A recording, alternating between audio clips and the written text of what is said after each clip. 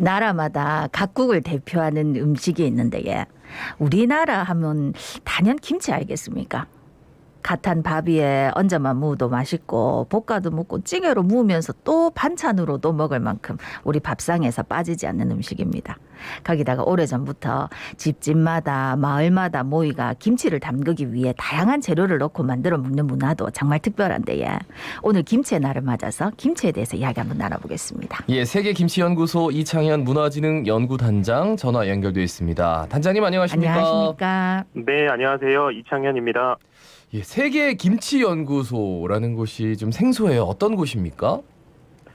네, 저희 세계김치연구소는 그 과학기술정보통신부 산하의 정부 출연 연구기관으로 광주광역시에 위치해 있습니다. 연구소 이름처럼 우리나라의 전통 발효식품인 김치의 우수성을 과학적으로 규명하고 우리 민족이 김치를 어떻게 만들고 발전시켜 왔는지 그 고유성과 독자성을 밝히는 연구를 하는 기관입니다. 네.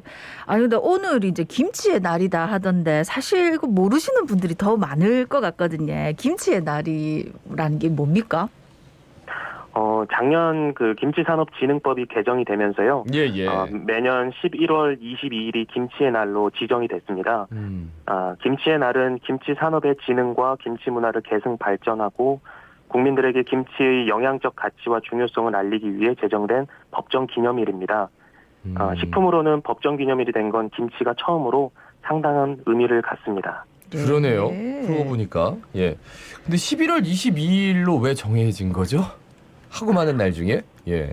네, 그 옛날부터 우리 조상들은 기온이 영하로 떨어지고 얼음이 얼고 눈이 내리기 시작하는 그 양력 11월 23일, 22일 이 전후로 해서 이 소설절기인데요. 네. 이 기준으로 김치 담그기 좋은 시기라고 여겨왔어요. 예, 예. 예. 그리고 김치를 만들 때 사용하는 배추와 무 등 주재료와 그리고 양념에 넣는 마늘, 젓갈 등 식재료 하나하나가 모였다고 해서 11월을 상징하고요. 네네. 네, 그리고 면역 증강이나 항산화, 항비만, 항암 등 건강 기능성 효능이 22가지 이상으로 많다는 그 상징성을 담아서 22일의 의미를 부여했습니다. 네. 아. 여러 가지 의미가 있었네. 그러네요.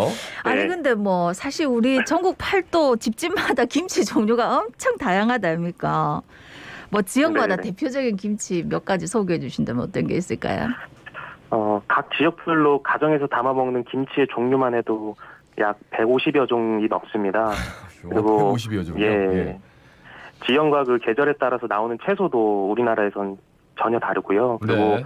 그 채소를 이용해서 김치를 담그는 형태와 젓갈의 종류에 따라서도 김치 이름이 달라지기 때문에 예, 예. 그 수를 헤아릴 수가 없을 정도로 많습니다. 네. 그리고 김치를 저장하는 방식도 다르기 때문에 한국 김치는 지역별로 독자적인 다양성을 형성하면서 그동안 이어왔고요. 네네. 특히 대표적으로 좀 꼽아본다면 서울 경기 지역은 물자가 집중되는 곳이어서 통배추랑 해산물이 풍부하게 넣은 석박지랑 보쌈김치 같은 고급 김치가 좀 유명하고요. 예, 예. 그리고 산세가 험한 강원도 같은 경우에는 민들레라든지 질경이 그리고 더덕 등과 같은 산에서 쉽게 캘 수 있는 산야초 이런 것을 이용한 김치가 발달했습니다. 예, 예. 그리고 전라도에서는 고구마 줄기나 아니면 고들빼기 이런 채소의 줄기나 뿌리 같은 것을 이용해서 고구마 줄기김치도 있고요. 그리고 고들빼기 김치도 담가 먹습니다. 예, 예. 특히 마지막으로 그 경상도에서는 콩잎을 삭혀서 담근 콩잎김치도 있고요. 예, 예. 맞아요. 예. 그리고 물을 비스듬하게 빚어서 썰었다고 해서 비지미 김치도 좀 유명한 별미김치로 있습니다. 비지미 김치. 예. 네네. 그 수많은 김치 중에서 그래도 뭐 김치하면 그냥 다 배추김치 생각하잖아요, 일단은. 근데 배추김치가 네, 왜 김치를 대표하게 된 겁니까? 뭐 깍두기도 있고 총각김치도 있고 다 좋아하긴 하는데. 한 설문조사를 보면요. 예. 그 한국인이 소비하는 김치의 종류에서 배추김치가 차지하는 비중이 약 72% 정도 됩니다.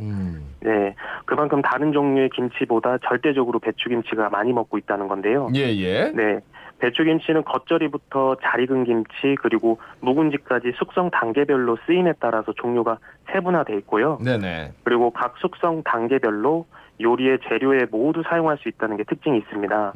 그리고 김치찌개나 김치찜, 김치볶음밥과 같은 요리의 재료로 활용하는 그 활용도가 높기 때문에 아하. 우리나라 김치에 대표하고 있다고 볼 수 있습니다. 사실 네. 깍두기가 맛있긴 한데 요 깍두기와 총각김치로 만든 김치찌개? 요건 좀 상상하기 쉽지 않아요.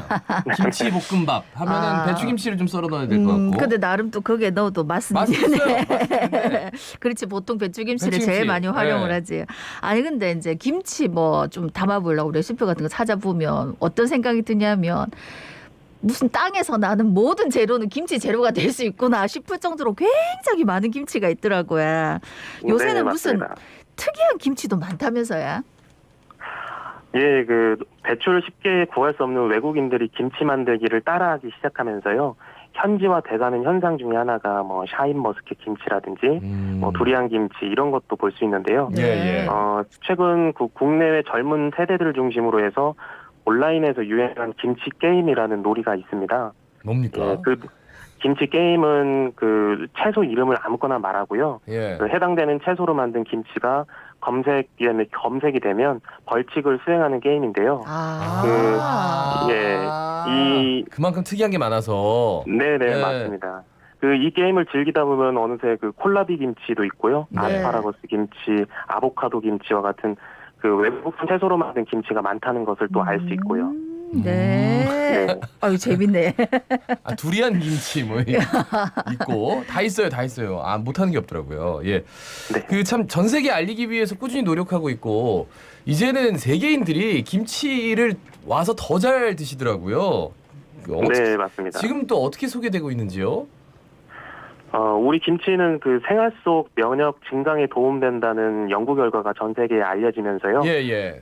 김치를 찾고 궁금해하는 외국인들이 많이 늘어났어요. 음. 예, 코로나19에 이제 직접 해외에 가지 못하더라도 각국의 주재하고 있는 한국 대사관이나 영사관 그리고 문화원과 같은 곳과 협력 네트워크를 만들어서 예. 김치에 관한 자료들을 많이 보내주고 있고요. 그리고 최근에는 한류가 확산되면서 국내는 물론 외국의 젊은 세대들의 경우에 김치를 단순히 먹는 음식이 아니라 문화상품으로 인식하기 시작했습니다. 네네. 예, 그래서 김치를 직접 만들어 본 경험을 바탕으로 한국 문화를 역으로 이제 이해하고 한국 문화를 향유하는 소비자가 늘어났고요.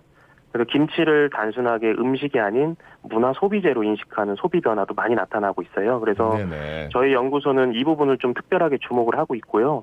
예, 여기에 그 김치를 전 세계에 더 알리기 위해서는 그 외국인들에게 김치 조리법을 소개하는 방식에 좀 변화가 좀 필요합니다. 예를 들어서 채소에 김치 양념을 섞어서 만드는 김치 조리법이 우리 한국 사람들한테는 익숙하지만 네네. 식문화가 다른 외국인들에게는 조금 복잡할 수 있습니다. 네, 그렇기 때문에 김치 양념을 외국인들에게 익숙한 뭐 소스나 음식에 뿌려 먹는 시즈닝 개념으로 새롭게 접근할 필요가 있고요.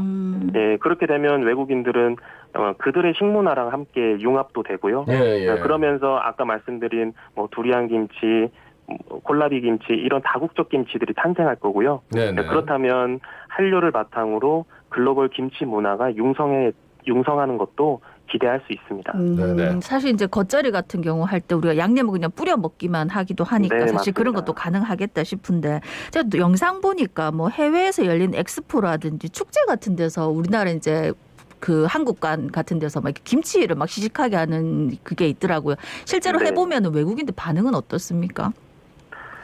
제가 몇 해 전에 그 영국 런던에서 열린 김치 홍보 행사에 참여한 적이 있는데요. 예, 예. 네, 보통 생각에 외국인들은 그 김치의 독특한 향이나 맛 그리고 식감에 대해서 좀 부정적인 인식이 있을 거라고 생각하잖아요. 그렇죠. 네, 근데 전혀 그렇지 않더라고요.